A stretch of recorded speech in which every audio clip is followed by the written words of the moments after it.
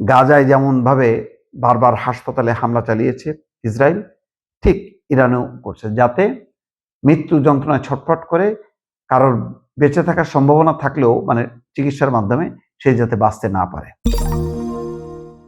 ইরানের কথা চিন্তা করেন, কত বেপরোয়া, ভয়াবহ এবং কি পরিমাণ সাহস তাদের।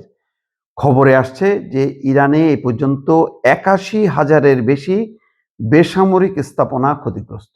৮১,০০০-এর বেশি। তার মানে আর কয়দিন পরে ১,০০,০০০ ছাড়াবে যদি আর কিছুদিন যুদ্ধ চলে। এই ক্ষয়ক্ষতি নিয়েও ইরান লড়ছে এবং বহুমাত্রিক লড়াই। ইসরায়েল, আমেরিকা সহ মধ্যপ্রাচ্যের দেশগুলোতে অবিরতভাবে তারা হামলা চালাচ্ছে এবং শুধু তাই না, তারা হুঁশিয়ার করছে যে তাদের বিদ্যুৎ কেন্দ্রে হামলা যদি হয় তাহলে আঞ্চলিক জ্বালানি অবকাঠামোতে অপূরণীয় ক্ষতি হবে, এই কথা বলছে ইরান। তো খবরে প্রকাশ পেয়েছে যে যুক্তরাষ্ট্র ইসরায়েলের যৌথ হামলায় ইরান জুড়ে এই পর্যন্ত ৮১,০০০-এর বেশি বেসামরিক স্থাপনা ক্ষতিগ্রস্ত হয়েছে। ইরানের রেড ক্রিসেন্ট সোসাইটি আজ রোববার এই তথ্য জানিয়েছে। হামলায় চিকিৎসা কেন্দ্র, বিদ্যালয়, অ্যাম্বুলেন্স, ত্রাণকর্মীদের লক্ষ্যবস্তু করা হয়েছে। এটা আন্তর্জাতিক মানবিক আইন এবং জেনেভা কনভেনশনের স্পষ্ট লঙ্ঘন। প্রসঙ্গত, জেনেভা কনভেনশন হলো আন্তর্জাতিক চুক্তির যুদ্ধ সংক্রান্ত কিছু নিয়মাবলী, যেখানে কোনোভাবেই হাসপাতাল থাকতে পারবে না, কোনো বিদ্যালয় থাকতে পারবে না, অ্যাম্বুলেন্স থাকতে পারবে না। কিন্তু গাজায় যেমনভাবে বারবার হাসপাতালে হামলা চালিয়েছে ইসরায়েল, ঠিক ইরানেও করছে, যাতে মৃত্যু যন্ত্রণায় ছটফট করে কারোর বেঁচে থাকার সম্ভাবনা থাকলেও মানে চিকিৎসার মাধ্যমে সে যাতে বাঁচতে না পারে। এই ধরনের নিষ্ঠুর পৈশাচিক আক্রমণ চালিয়ে ইসরায়েল যেমন গাজার মানুষের মনোবল ভাঙার চেষ্টা করেছে, যেটা শেষ পর্যন্ত ব্যর্থ হয়েছে। এখন ইসরায়েলের সাথে আমেরিকা যুক্ত হয়ে সেই একই কাজটা করছে।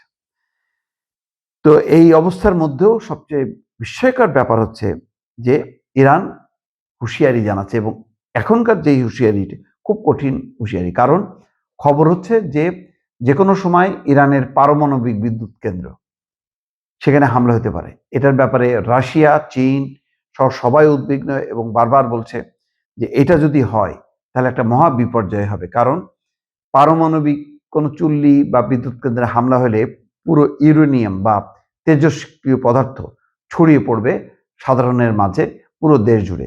তখন একটা বিপর্যয় হবে। সেই কারণে ইরান বলছে যদি তেমনটা হয় তাহলে মধ্যপ্রাচ্যের জ্বালানি অবকাঠামো ঠিক থাকবে না।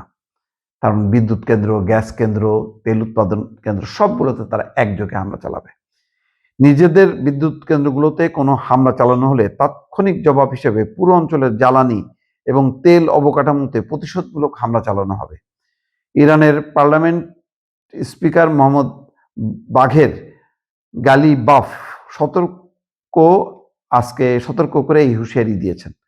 সামাজিক যোগাযোগ মাধ্যমে এক্সে দেওয়া এক পোস্টে গালিবাফ লিখেছেন, পুরো অঞ্চলের গুরুত্বপূর্ণ অবকাঠামো, জ্বালানি ও তেল অবকাঠামোতে বৈধ লক্ষ্যবস্তু হিসেবে বিবেচনা করা হবে এবং সেগুলোর অপূরণীয় ক্ষতি করা হবে।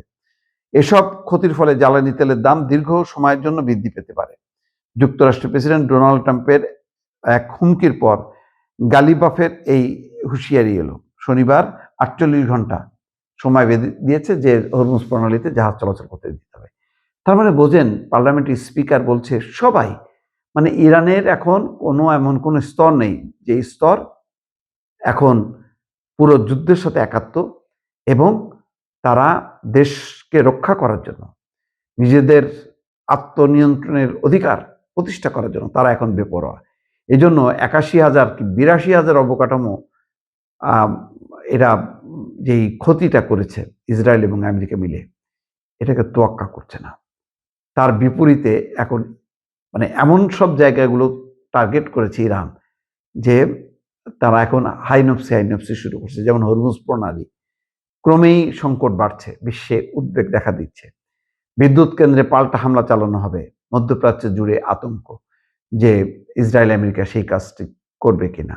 ইসরায়েলের বিভিন্ন শহর গুড়িয়ে দেওয়া হচ্ছে ক্ষেপণাস্ত্রের আঘাতে, যেটা প্রতিরোধ করার সক্ষমতা আস্তে আস্তে কমে যাচ্ছে।